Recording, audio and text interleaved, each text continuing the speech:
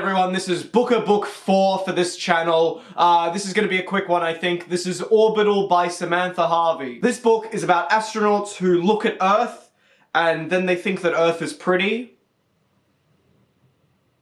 There's nothing to say. There's nothing to say with this book. When I said at the beginning that I wanted all of the reviews to be less than 10 minutes, I wasn't expecting all of the books to be so not substantive that the reviews would be less than 5 minutes. Fuck me. This book is a series of nice, pretty images with no greater development, clogged with overwritten sentences and drawn-out metaphors. In a 50-page stretch of the book, my only note that I wrote was just bullshit. That's all I wrote, which is pretty apt. I'm sure a book like this, that is this boring, that is this single-minded, that has this little going for it, I'm sure something like this would win like a writing prize at a university class, but I don't know why I was made to sit through it. This was not impactful at all. It was a series of pretty pictures. It needed some more density, or any density at all would have been nice. So this book is set over a course of however many orbits, and it's about these astronauts who look at Earth and they go, wow, it's so beautiful. None of these astronauts have any personality, they only have quirks,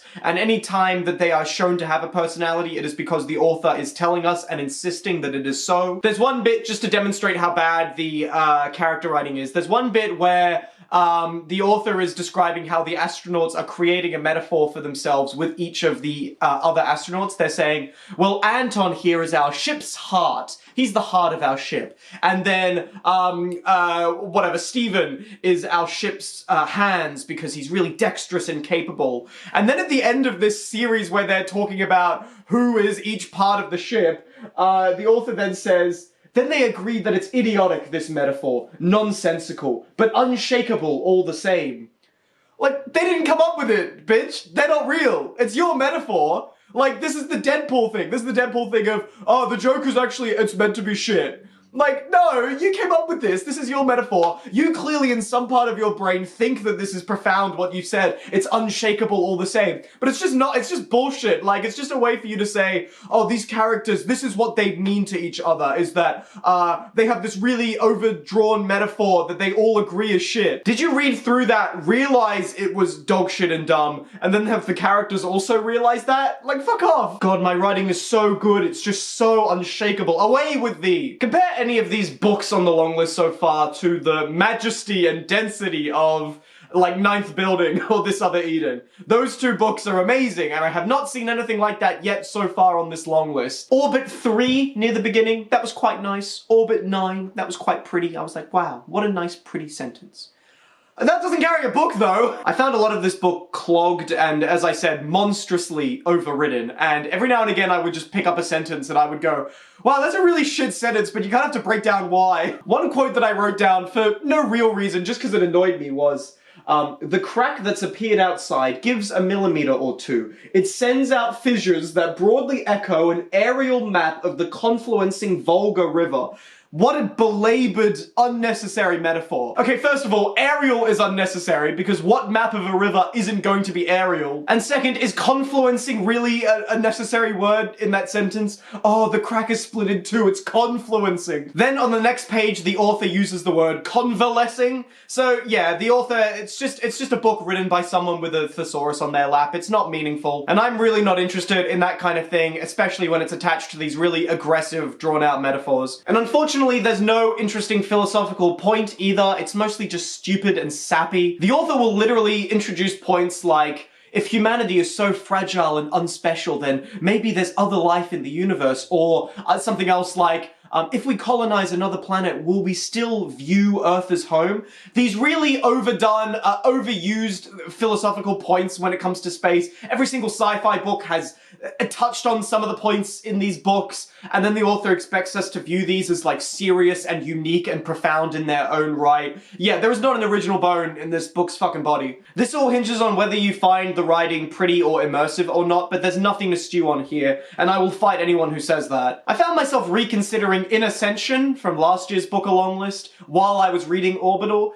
because in Ascension at least there were points that were disturbing. There were points where I was thinking about the book and its choices. And as I was reading Orbital, I found myself liking In Ascension more and perhaps not having given that book enough credit. So I might raise my rating for that, because honestly, this book was just so fucking boring. In Ascension was like alien and unnerving and mysterious, especially in its back half, and this book does nothing. Suck my goon sack. Where's the substance? Where's the meat? I want meat. I'm ravenous. This is better than Held, no doubt. I became pissed at the arrogance of Anne Michaels while I was reading Held. At least Orbital has a presence and a premise and is coherent at points. I found Orbital less egotistical, less willing to disguise itself. Held was just misfiring on all cylinders, and Orbital isn't doing that. I can see how an idiot could justify Held being on a Booker long list, but I cannot fathom how the judges put a book like Orbital on the list. Oh, good golly, Miss Molly. Now it's rant time, specifically about Praiseworthy, so if you're a Booker judge watching, then I'll be shitting on you now. Where is Praiseworthy on this list? Where is it? Did you lose it behind the couch? It's a hard book to lose. What I do for the Booker judges each year is I assume that they're medically stupid, and then I am pleasantly surprised when proved otherwise by their choices. And I have not been proved otherwise yet with this year, particularly with the Praiseworthy omission. You lost Praiseworthy in favor of what? Orbital? You're fuckwits, all of you. You had the chance to nominate not only an Indigenous Australian author, but to nominate one of the most kind of like original and bracing and interesting books of this century. And you go, nah, Orbital instead, please, Orbital. It was so touching, it was so beautiful. I was reading through the Booker Prize website and I found quotes from each of the judges saying what they wanted to pick. And Edmund DeWaal, who was the, I believe, chair, said, a book should have heart. That is imperative. Why is that imperative? Some of the best books in history are grim and dour and heartless, and the fact that they don't have heart is not a mark against them. You can read a happy book and then close it and go, wow, that made me feel really happy and good.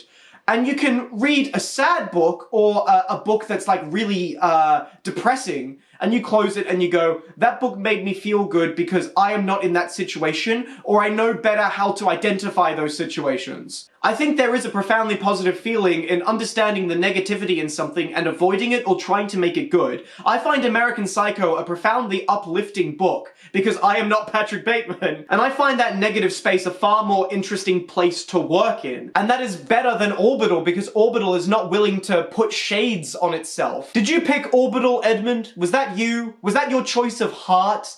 Does Disgrace by J.M. Coetzee, is that a book with heart? Would you have picked that? Did you kick away Praiseworthy for being too confronting? Oh, my wife and kids can't read that book, we can't pick that one. All 5 of you have already proven yourself to not be particularly worthy of respect, but especially the chair with that brain-dead statement. You should not just pick your favorite book, or the book you thought was the nicest or the sweetest. Is there any criteria to these choices? Where are the critics? As per usual with the Booker Prize and their judges, they are incapable of staying on the ball and understanding what will be the next big thing in literature, despite insisting that they are able to do so. Praiseworthy will be a benchmark in Australian literature. It will be read for hundreds of years to come, and all of the Booker judges and their work will fade into time. I hate Prophet Song, don't get me wrong, but I'm really worried about the alternative we'll get this year, which is a book with some nondescript heart. No, I don't want that. As for Orbital, it's absolutely pointless. I cannot believe it's on an award list like this, and it gets like, I don't know, like a 4 out of 10.